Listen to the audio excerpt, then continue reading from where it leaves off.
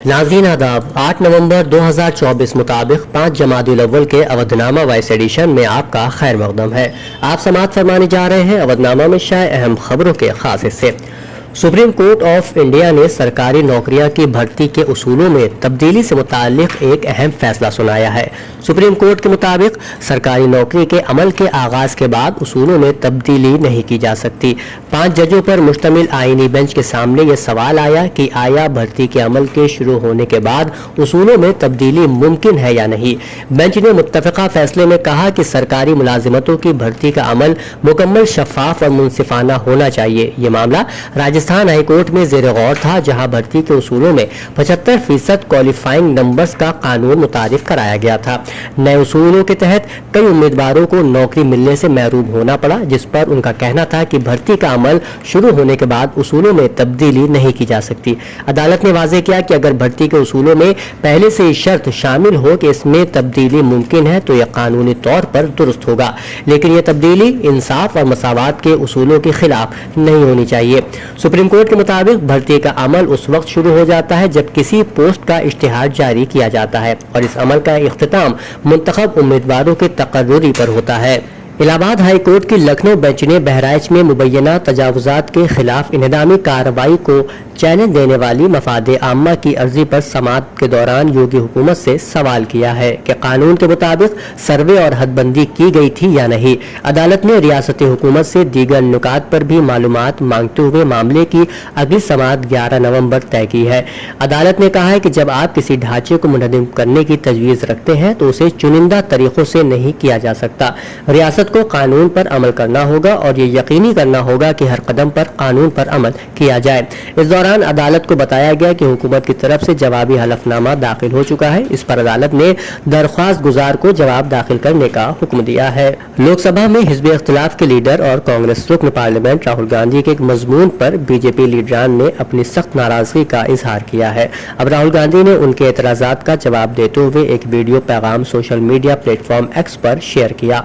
उसमें उन्होंने कहा कि बीजेपी लीडरान के जरिए मुझे तिजारत मुखालिफ के तौर पर पेश किया जा रहा है, लेकिन मैं तिजारत मुखालिफ नहीं हूँ बल्कि इजारादारी और माशी ताकत के यकजा होने का मुखालिफ हूँ। महाराष्ट्र असेंबली इंतखाबात की मुहिम जोई जोरों शोर से जारी है और तमाम सियासी पार्टियां अपने आप को बेहतर साबित करने की कोशिश में मसरूफ है। उद्धव ठाकरे ने इंतखाबी मंशूर को वचननामा करार दिया है और कहा है कि हमने कई वादे पूरे किए हैं और आज भी हमने जो वादे किए हैं उन्हें हम आवाम का आशीर्वाद मिलने के बाद पूरा करेंगे।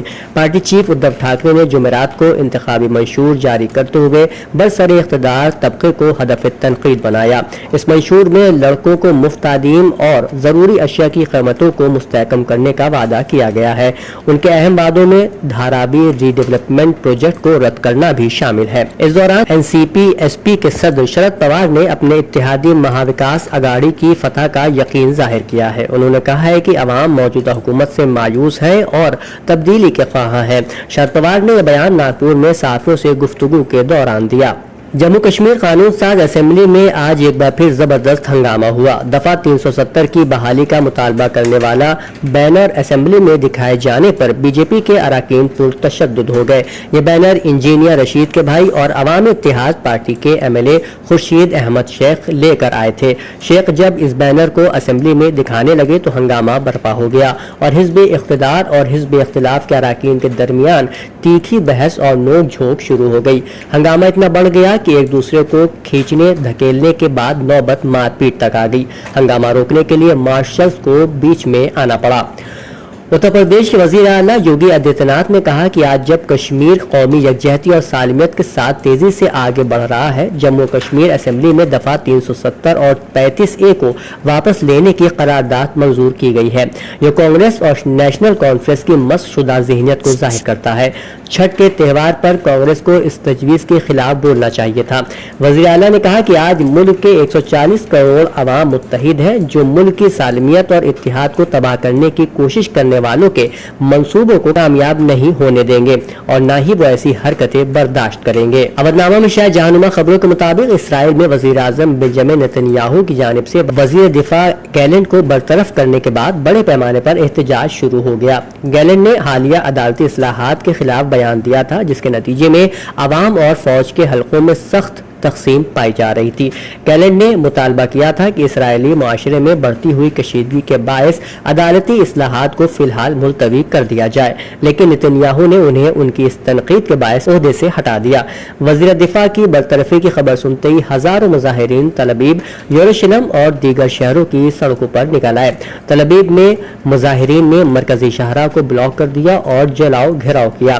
یروشلم میں وزیر اعظم بنیامین نتنیاہو کے گھر کے باہر بھی ہزاروں افراد نے احتجاج کیا، جہاں پولیس نے ہجوم کو منتشر کرنے کے لیے واٹر کینن کا استعمال کیا۔ اس کے علاوہ متعدد لوگ اسرائیلی پارلیمنٹ کی جانب مارچ کرتے ہوئے نظر آئے۔ ریپبلکن ڈونلڈ ٹرمپ کے صدارتی انتخابات میں کامیابی کے بعد امیگریشن پر سخت پابندیاں عائد کرنے کے خدشات کے درمیان دو امریکی عہدیداروں نے انکشاف کیا کہ موجودہ صدر جو بائیڈن کی انتظامیہ ٹرمپ کی صدارتی مدت شروع ہونے سے قبل سرحدی تجاوزات میں ممکنہ اضافے کے لیے ہنگامی منصوبے بنا رہی ہے۔ حکام نے تصدیق کی ہے کہ محکمہ ہوم لینڈ سیکورٹی نے ابھی تک امریکہ جانے والے تارکین وطن کی تعداد میں اضافہ نہیں دیکھا ہے، لیکن ٹرمپ کے منتخب ہونے کی صورت میں وہ آخری لمحات میں ملک میں داخل ہونے کی کوشش کرنے والے تارکین وطن کی تعداد میں اضافے کی توقع کر رہے ہیں۔ جرمن چانسلر اولاف شولز کی قیادت والی مخلوط حکومت میں شامل فری ڈیموکریٹک پارٹی نے اپنی حمایت واپس لے لی ہے اور اس طرح حکمران اتحاد سیاسی بحران کا شکار ہو گیا ہے۔ اس بحران کی وجہ سے اب قبل از وقت نئے عام انتخابات ہونے کا بھی امکان ظاہر کیا جا رہا ہے۔ یہ سیاسی بحران اس وقت پیدا ہوا جب اقتصادی امور پر شدید اختلافات کی بنا پر چانسلر اولاف شولز نے اپنے وزیر خزانہ کرسٹیان کو برطرف کر دیا۔ شولز نے کہا کہ انہیں وزیر خزانہ کرسٹیان پر کوئی بھروسہ نہیں رہا۔ اس اعلان کے فوری بعد ایف ڈی پی نے شولز کی کابینہ میں شامل اپنے تمام وزراء کے استعفے سونپ دیے اور حکومت سے حمایت واپس لینے کا اعلان کر دیا۔ کونسل آن امریکن اسلامک ریلیشنز نے نو منتخب صدر ڈونلڈ ٹرمپ پر زور دیا ہے کہ وہ محصور غزہ کے خلاف اسرائیل کی جنگ کو ختم کرنے سمیت بیرون ملک امن کے لیے اپنے انتخابی وعدے کو پورا کرنے کو ترجیح دیں۔ سی اے آئی آر کے نیشنل ایگزیکٹو ڈائریکٹر نہاد عواد نے بدھ کو ایک بیان میں کہا کہ کسی بھی سیاستدان یا پارٹی کے پاس مسلم ووٹ کی ملکیت نہیں ہے۔ ہم تمام منتخب عہدیداروں سے توقع کرتے ہیں کہ وہ مسلم ووٹروں کے فوری خدشات کو حقیقی طور پر دور کریں گے۔